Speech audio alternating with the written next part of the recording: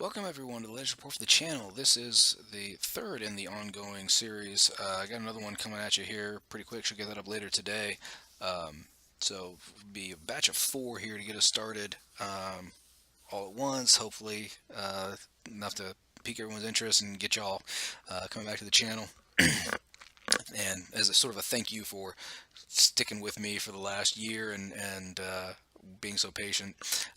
Hopefully you appreciate it, and hopefully I can keep this going. The next two here are with someone who I think might be a fairly rare opponent for me. Guy that I met just a couple weeks ago. John here has a couple of armies, and his play schedule, his time to meet up and get a game fits really well with mine, and doesn't seem to fit as well with anyone else's. So we might play pretty regularly. And he's got a couple of armies that he's building or in the works, most of them about 1,500 points, so we might see a few of these games. Unfortunately, of course, a lot of the stuff's unpainted, so it might not be as pretty to look at as the last two reports, where everything was, or at least where a lot of the stuff was painted in the first one, and my second opponent at least had a lot of stuff painted, even if not all of it. But here nothing's painted, so I apologize for that. But we're playing 1,500 points. It's Daemons of Chaos versus Astra Militarum. Trying out a very different style list from the ones you saw previously. This list is going to be, I think, exclusively ground pounding units. And we're playing secure and control and a frontline assault. So we'll see how it works out. Let's see, my opponent's list. So he's again playing the Astra Militarum. He's got a whole bunch of leaders, a whole bunch of characters, led by Yarick and Kotias. He's got a company commander, a commissar, a couple of platoon commanders. I might have missed something. He might have another character in there I just forgot about. But these are the ones I remember seeing and could track from the photos.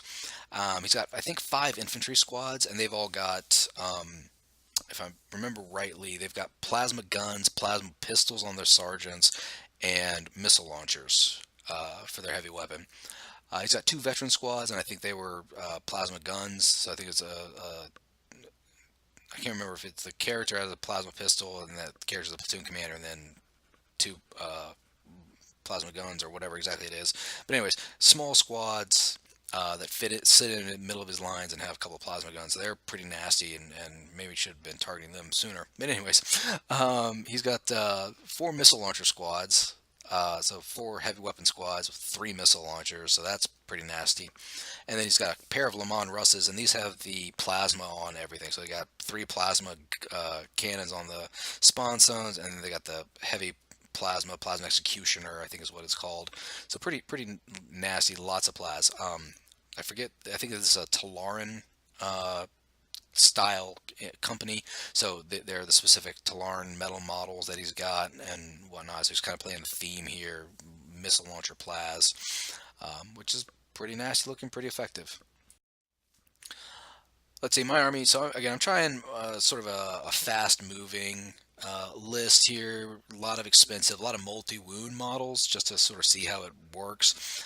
So 2 Heralds of Slaanesh. Each one is going to hang out with a unit of 6 Fiends of Slaanesh.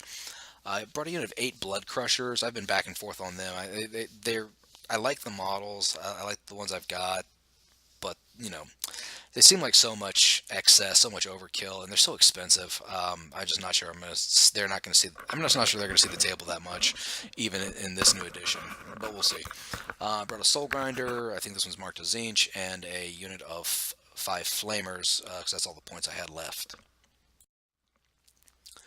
So this is the table we're going to be playing over.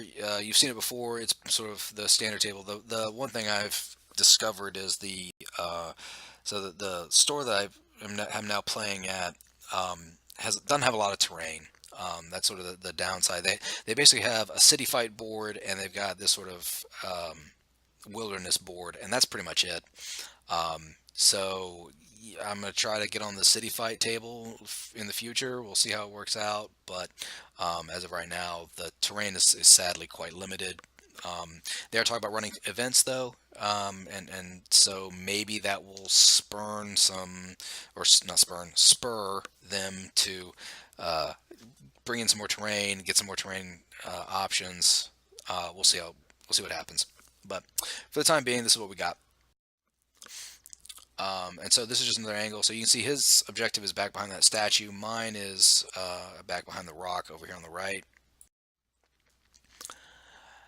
And so you can see how I deployed. And this is, you know, I mean, this was just not a particularly good deployment. I put the blood crushers down first in the middle in that sort of flying wedge thing. And I realized after I did it that it was just a terrible idea. Because it totally blocks up the rest of my deployment options for my line and forced everything to one side or the other. So yeah, I just really screwed myself with that. Um, but anyway, so the blood crushers are in the middle. They're obviously going to push up through the center.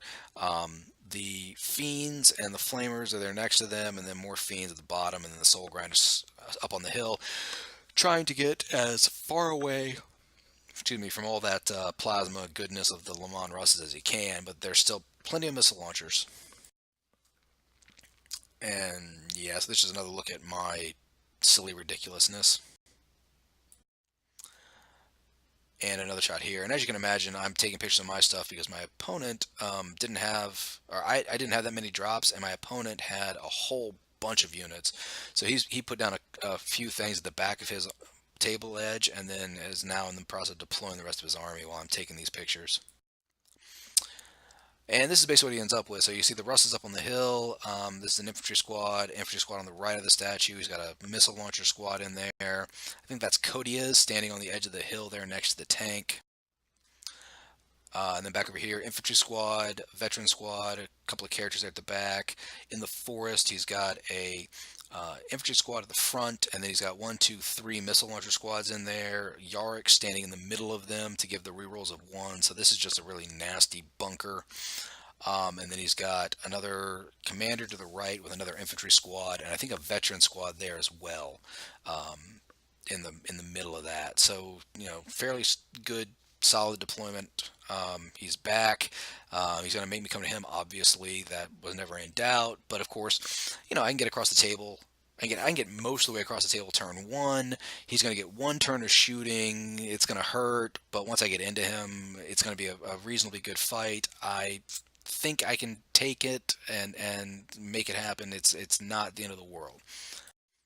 So I'm not loving my position here. I wish the Soul Grinder was farther forward and in a better position to help out. I wish I'd deployed those Juggernauts completely differently, but mistakes were made. So we'll see how it goes. And of course this happens, and my opponent spent a command point to re-roll the die to see if it sees the initiative, and I have to admit, I'm kind of annoyed by that as a possible tactic. I mean, okay, fine, sure.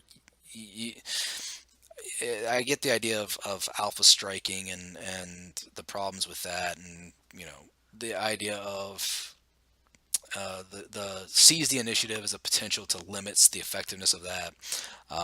But yeah, I just am not looking forward to this because obviously I'm going to take a whole turn of shooting before I get in there anyways. I can't be taking 2. I don't know that I'll have enough left. But it is what it is, so we'll see how it goes. Astra Militarum, turn 1. Yeah, so he shoots down half my Juggernaut squad with his various shooting effects, so that really hurt.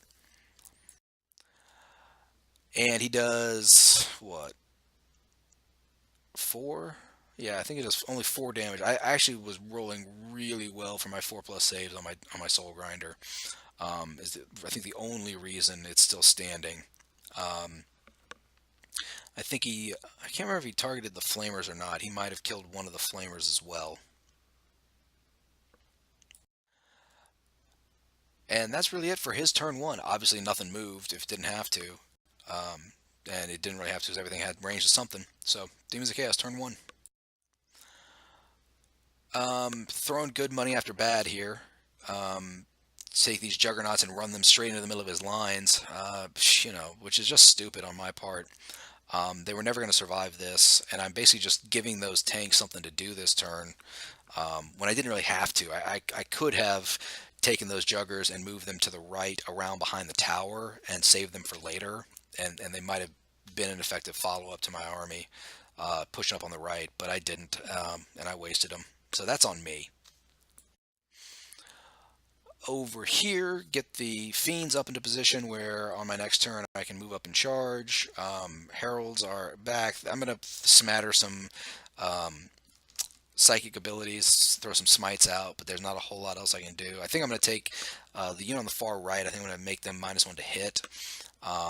But I'd really like to target the missile launcher units with that, but it only affects the closest visible enemy unit, which makes it less good. Oh, looks like the flamers actually are fine. They didn't take any fire, so they're good. But of course, with only 8-inch range on their guns, they're nowhere near close enough to be able to get anything done. So it's a whole bunch of moving up and then waiting. And I'm staying back enough that if he wants to get into rapid fire range, he's got to move. But of course, these days that's only going to keep a couple of guys out because he can, you know, chain guys back to the heavy weapon and not move the heavy weapon. So it may not be that effective in the end, but we'll see how it works. Soul Grinder actually steps up and hits a couple of times and kills 2 of these missile launchers there on that squad. So that's pretty handy.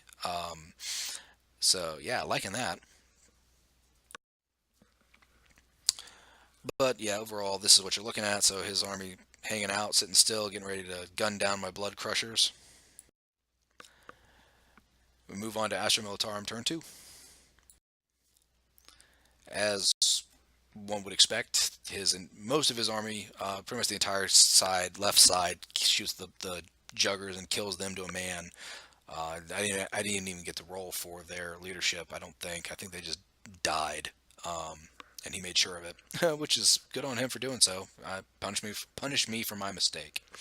Over on the right, he moves around to get rapid fire with some of his units.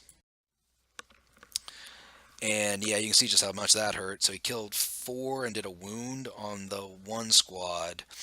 And I'm not sure what the other is, but there you go. Oh, that's right. I cast that -1 to hit thing, and I rolled box cards. I got perils, and I fortunately only did 1 wound to myself. But yeah, once I saw the box card, I was like, man, I really wish I'd cast smite because it'd be a whole lot better to kill D6 guys, do D6 mortal wounds to that unit than just make them -1 to hit. But whatever. It is what it is. And he looks like another 4 wounds off the Soul Grinder, so now it really is just going to have to either run up and forego its shooting because it's not going to be able to do much with 6s to hit, or it's going to sit back here and shoot. I think I sat and shot with it. I probably shouldn't have, but I think that's what I did going forward.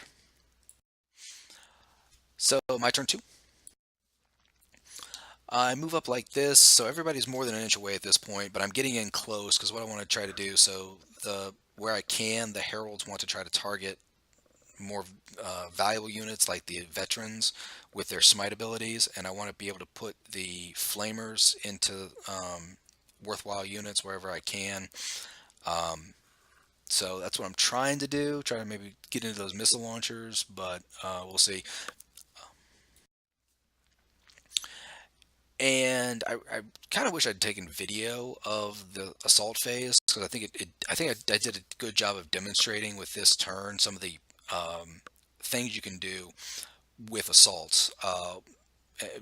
Well, and admittedly, for some people it wouldn't have been a surprise at all. For others, it would have been an amazing, sort of revelation, if you will, of sort of how you can tie things up and use the assault phase to your advantage, and really make close combat work. Now, this actually was a really great turn for me, and if I was smarter, I would have been able to capitalize on it a lot better. But basically what I did, I put the flamers in first because I figure with they've got the same toughness as everybody, they've got a better invulnerable save, and they've all got 2 wounds. So basically they swamped his front line, took up all the overwatch from these first 3 units, these first 3 squads,